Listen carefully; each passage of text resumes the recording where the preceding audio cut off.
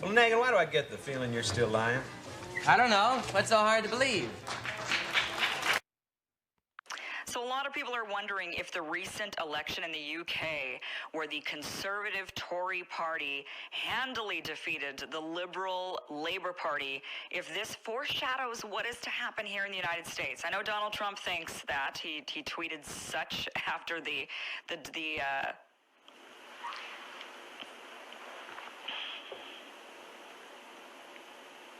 A lot of people are wondering if the recent election in the UK is a foreshadowing of what is to come here in the United States. I know Donald Trump thinks that because he tweeted about it saying, oh, watch out.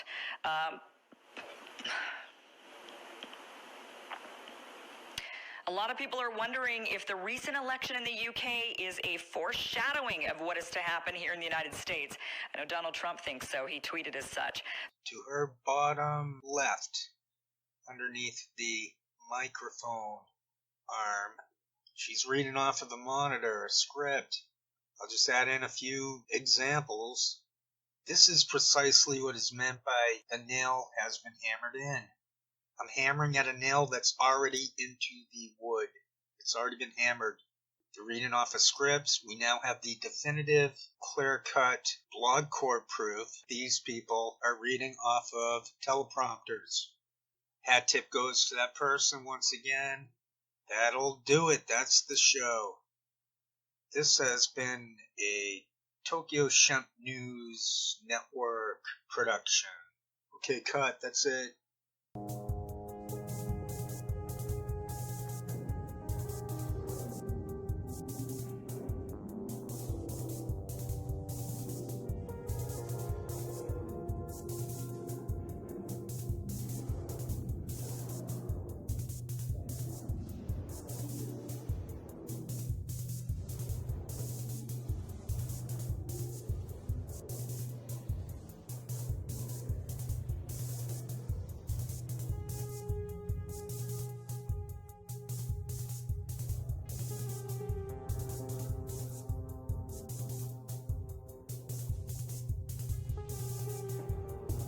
Yeah, that's a ticket.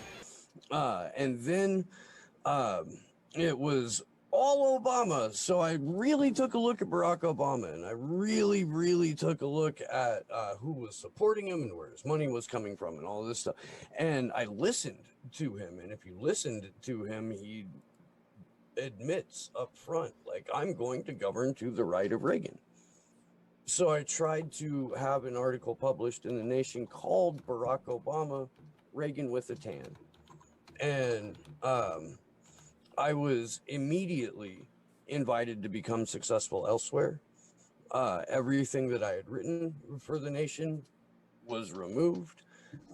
Anytime I would try to get a job for a number of years at any other, like, quote unquote legitimate publication, nothing, absolutely nothing. Had one guy tell me that, like, oh no, dude, we can't hire you. And to top it all off, the person who was the politics editor at The Nation at the time was Chris Hayes. So Chris Hayes fired me. Hey, that's kind of, hey, I got fired from Chris Hayes, man. That's awesome. That's like, wow. I actually worked for NSA from 1983 to 1991.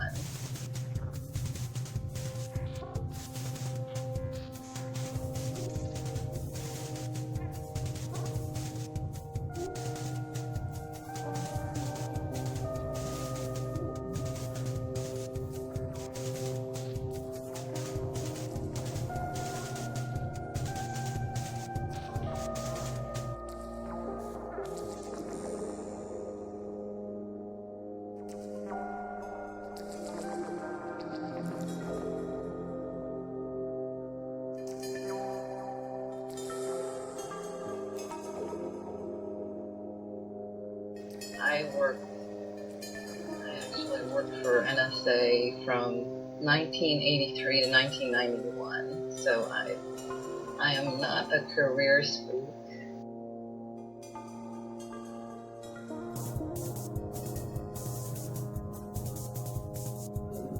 A lot of of them have done that to me. Naomi Klein, Yes. Norm Chomsky, Yeah. Gloria Allbright. There's all these people that I look to, and Yeah. It's just like, really? They think it's legal to be COINTELPRO agents. That's exactly what's going on. Norm Chomsky. I am not a career spook. I am not a career spook. It could be normal. We're in our 4th month. We've had 21 or 2 shows that are up on YouTube. We've taped more. We taped the one with you that disappeared into the void. That was interesting.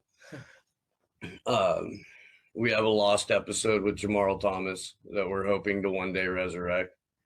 Oh no! Yeah, we've had Graham Elwood on. We've had Ron Placone. We've had Pat Cody, which is Peter Douche's liaison. We interviewed Lee Camp. We are about to go on with Cynthia McKinney tonight. Really interesting hearing all these personal stories. Something that I find really fascinating is how similar they are to people who do psychedelics like DMT. And there are some people who talk about how when you die or you have near-death experiences, your brain will actually release DMT. And I mean, I don't know if anybody knows anything about those type of things and if it's related. I feel like this is the whole reason that I'm here right now.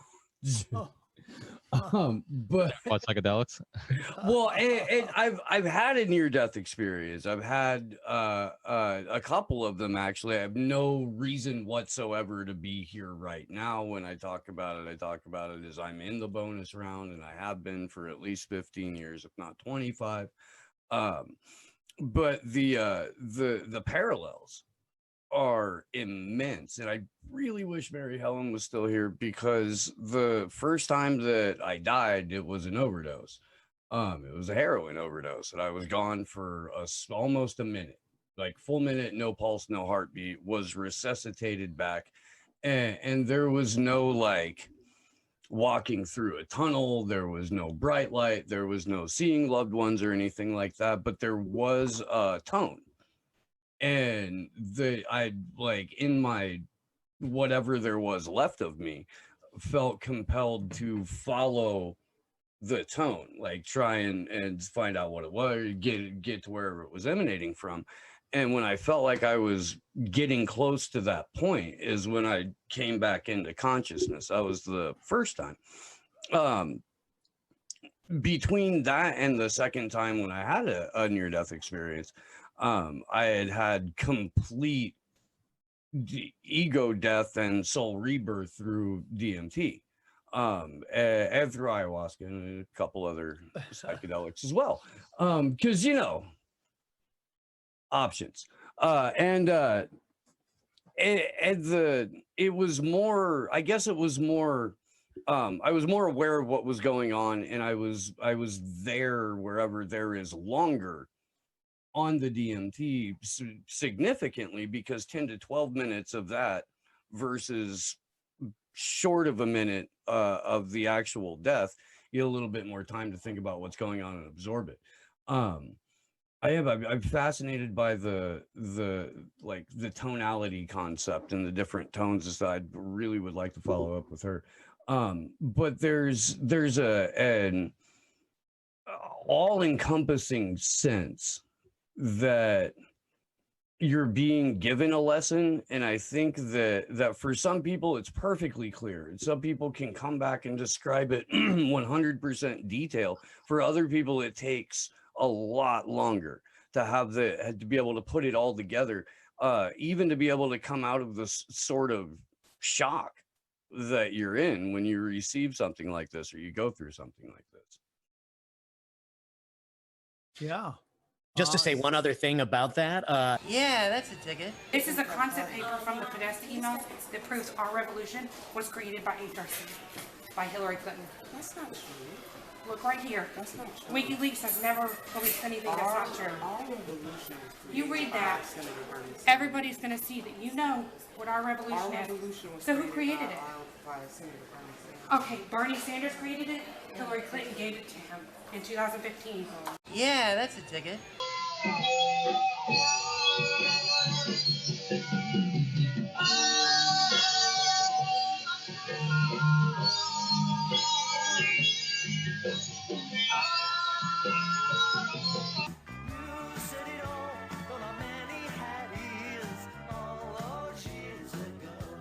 Let's go to Scott in Colorado. You're on the air. Welcome, Scott. How you doing, Alex? I'm doing all right, but I tell you, it's getting crazy. Absolutely is. Obama's taking over. I got to say that I've never thought it would move this quick. But yeah, he says the UN's over our military. He can secretly arrest us if he wants. He's arresting good whistleblowers that expose any government criminal activities. It's unprecedented. I have a question for you, Alex. Yes. Who's Mallory Mahoney? Mallory Mahoney is one of our graphics people that works here at the office. Wasn't she formerly with Stratford? You know, you guys are mentally ill, and I appreciate your call. You know, whenever we hired 6 graphics people for the magazine and for working in here, and the University of Texas is here in Austin, Stratford is like a private intelligence gathering firm that, in my opinion, puts out propaganda is like a feedback loop to like agree with the Pentagon. So they can say, look, this private group said it. And somebody worked there for a month and a half as an unpaid intern and helped write a paper on China. And I mean, what am I going to do if somebody was ever in the military or somebody ever I mean, you know how many people, you know, about 1/3 of the UT journalism people that we bring in here for interviews, because we hired a couple from UT, actually 3 of them are from UT. Did you know about half of them or more had an internship there? There's not many places to get a media internship. The Austin American-Statesman, the Austin Chronicle, this is for print, the Houston, or the Texas Observer or whatever it's called, that's small, and then Stratford because it's mainly writing thousands of things a day. That is mental illness, you see. We're not worried about the New World Order. We're not worried about everything else. Listen, people say I work for the government, okay? I wouldn't get up here and say don't take the vaccines. The government's pushing that. I wouldn't get up here and say criminal elements of our government were involved in 9/11 because they were, or that they're running Al-Qaeda in Libya and Syria. I mean, just use your brain. You know what? If I worked for the government, then I'm the worst government agent the planet's ever seen. Total mental illness. And people always say, you need to answer this or you need to answer that. And no matter how many times I answer something, I will still be asked the same mentally ill question over and over again. People are looking.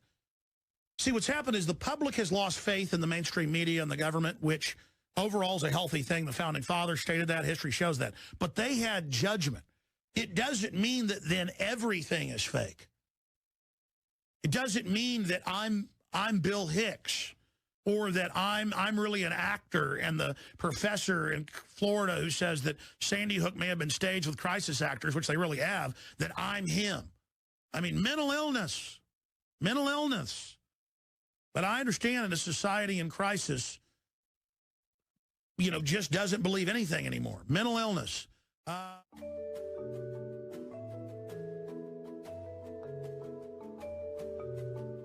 Here is something happening that isn't too clear, just a little different than a previous year. I think the happiness is getting very near. I'm checking out the show with a glassy eye, looking at the sun dancing through the sky, and here he comes by UFO.